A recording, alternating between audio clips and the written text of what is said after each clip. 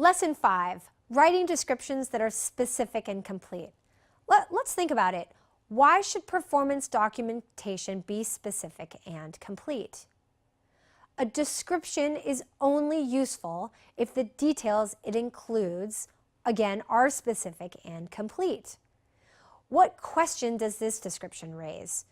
Sue frequently takes long breaks. She's also sometimes late when she returns to the office from lunch. Now, based on the previous lessons, we are already asking lots of questions here. What are some of the questions you might be thinking about already? How often does Sue take long breaks? How long are the breaks? How often is she late after lunch? When she's late, how late is she? Now, you may be struggling with much more complex issues around performance, or maybe you're managing 25 different people and it's very difficult to monitor each person's lunch break. This is just an example, but we want to ask questions as we're writing different kinds of performance documentations. And don't stop asking questions. Keep asking questions. So you're asking questions like, how long did whatever behavior go on for? How many times did you observe this? Where did this happen? How often did it happen? When? Who?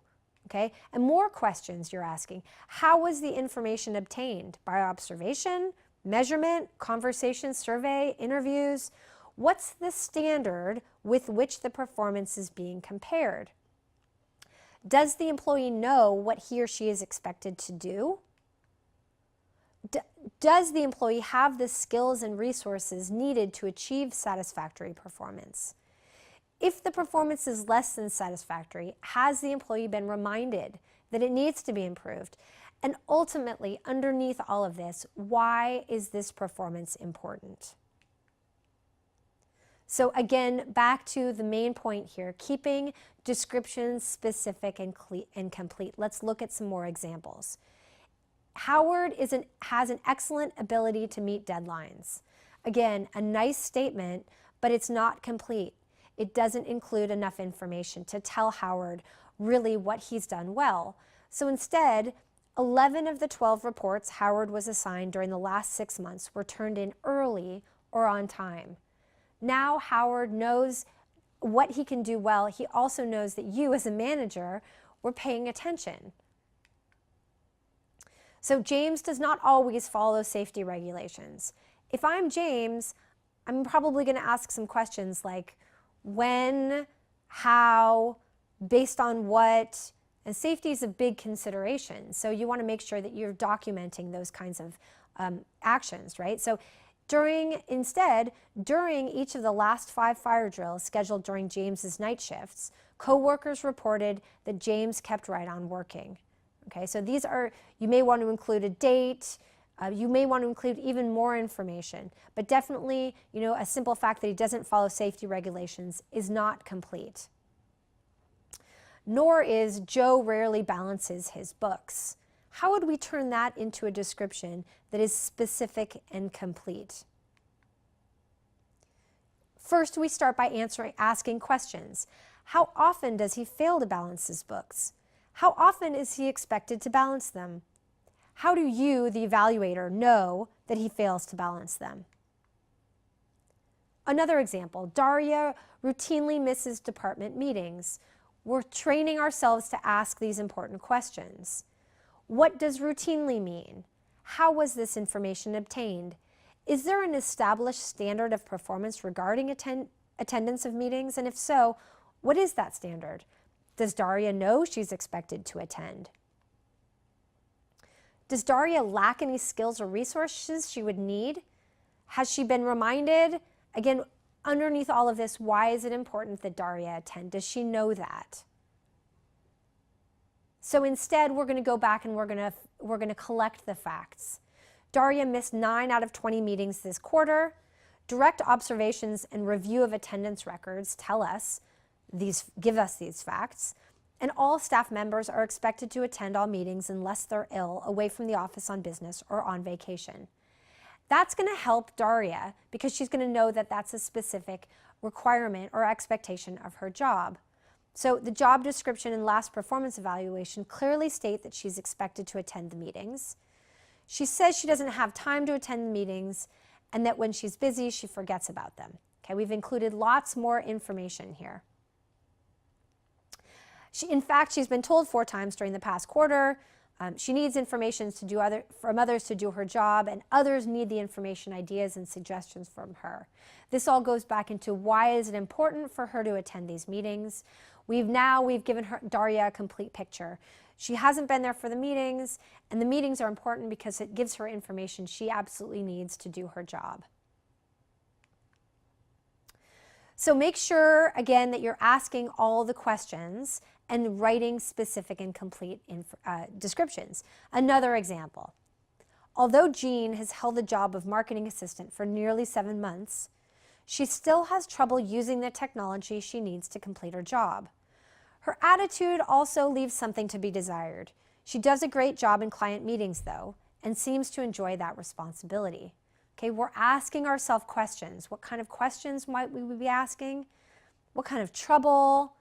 What is it specifically about her attitude? So we want to ask some more questions to come up with a more specific and complete description.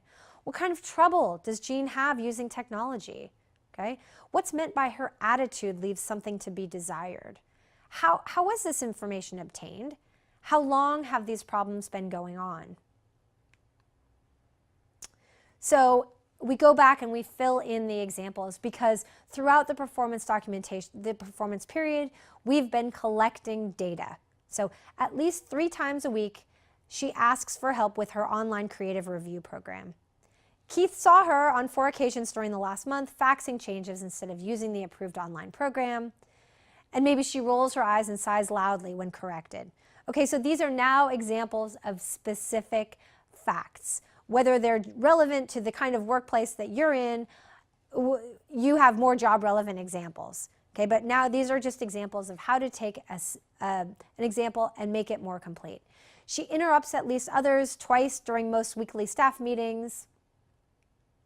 She's complained to managers in the presence of other team members that most of the work is administrative, but you've been observing her using staff comments, and 6 months with the first month, we're going to cut those last 2 slides out all together. And then moving into closing. So I'm going to have to, I have to work out that transition, but basically, I need to get rid of Jean altogether. So after Daria, we just have to get rid of Jean. Okay.